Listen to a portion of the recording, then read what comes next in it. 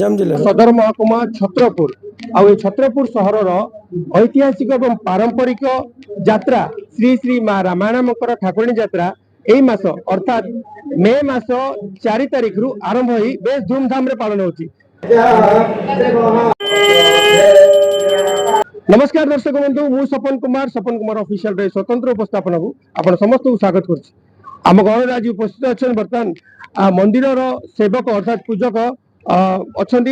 पचार बुझा जे पूजा संपर्क में सी कौन कौन नीति निर्घंट रही केमी सब पालन कर विषय बुझा। जय श्री रामायण मो ना हूँ संतोष पात्र अंबुपावासी श्री श्री रामायण यात्रा प्रति 2 वर्ष थे हुए छत्रपुर बासिंदा आमको निमंत्रण कर परंपरा अच्छी आज पर्यंत एवं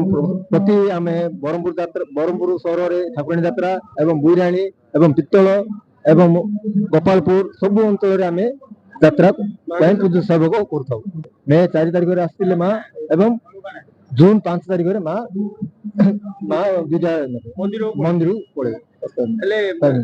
जो एति दिन माँ रे अस्थायी मंडप जो पूजा पाइबे केमती कौन नीति नियम सब रही देखु आज्ञा माँ प्रतिदिन सका भोर 5टार मंगल आरती हुए एवं 7टा समय माँ दही अन्न भोग हुए एवं मध्याह्न 12टा समय माँ राजभोग हुए एवं संध्या 7टा समय मंडा भोग हुए एवं संध्या 8टा समय माँ नगर परिक्रमा कर बाहरती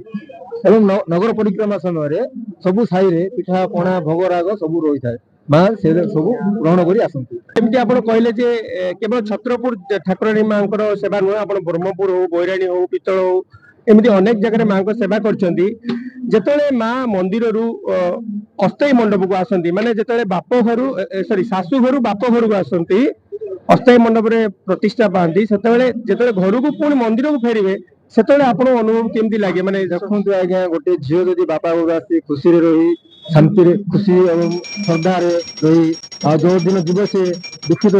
दुख जाती सहरवासी भी दुखित आम भी बहुत दुखित होता एमती माँ को सेवा यही सेवा क्या मिले ना भाग्य थे मिले एत दिन सेवा करने भितर आपणकर माँ एमती कौन अनुभूति रही आपणकर देखो यहाँ हूँ आम परंपरा आमर बापा घुसई बापा समस्त अमल परंपरा आम कर परंपरा बजाई रखू। बहुत बहुत धन्यवाद। जय रामायण।